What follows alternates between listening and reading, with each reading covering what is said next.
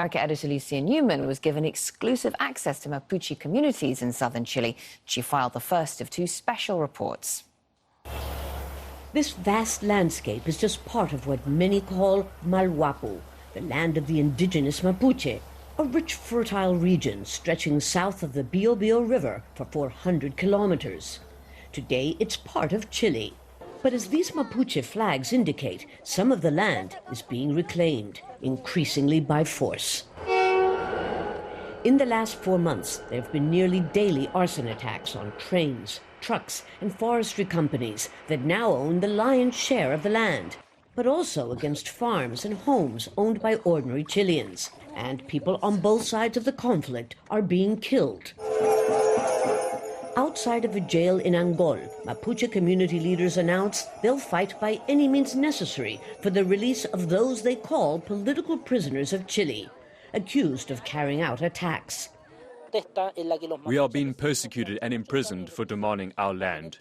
For many years, we were repressed, but now we've learned to organize and defend ourselves. The Mapuche Huerquén, or spokesman, says new deployments of Chilean Special Forces units to the region are escalating the confrontation. It's getting dark here, and we're starting to see now military trucks passing by. This is what the local media calls the Gaza Strip. And we're also seeing here trees that have been chopped down to try to block the road so the cars can't pass. And it will get worse as the night goes on, as it becomes darker, because it's part of an ongoing campaign of sabotage on the part of those who say that they have to expel the people who have usurped their land. For hundreds of years, neither the Spaniards nor the subsequent Chilean state was able to conquer the combative Mapuche. But by 1880, Chile's army succeeded in driving them off most of their land, destroying their rural economy and plunging them into deep poverty that persists to this day. Now many communities are trying to take back what they lost, like this property owned by Chile's largest forestry company. But they say it's also about countering 140 years of humiliation. Today they've gathered for a game of palín, an ancestral sport played between 2 communities in order to reinforce their ethnic and cultural bonds. 32-year-old Susana Soto says that like many Mapuches, her grandparents took up Spanish names to try to offset deep racism and discrimination by Chileans. Some of us may not have Mapuche names anymore, but we still have Mapuche blood. And we aren't ashamed of it.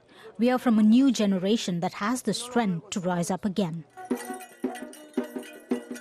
More than 12% of Chileans identify as Mapuche. Yet Chile's constitution does not recognize their existence as indigenous people. Supermarket owner Delfín Sáez says he too belongs here. He takes us to see the remains of his family's country home, just hours after it was burnt to the ground by unidentified armed men. I feel nostalgia, anger, knowing they burned down something that belonged to us nearly 100 years. We can't rebuild our memories, but I'm going to rebuild the house right here, because no one can throw us off our land. Those resorting to violence are a minority. But Miguel Ángel Melaqueo says they're part of a larger ancestral conflict that the Chilean state is refusing to address, except with force. That's a military plane with state-of-the-art technology to intercept telephone and radio signals. It overflies day and night. When you see things like this, who can deny that this territory is being militarized? Impossible.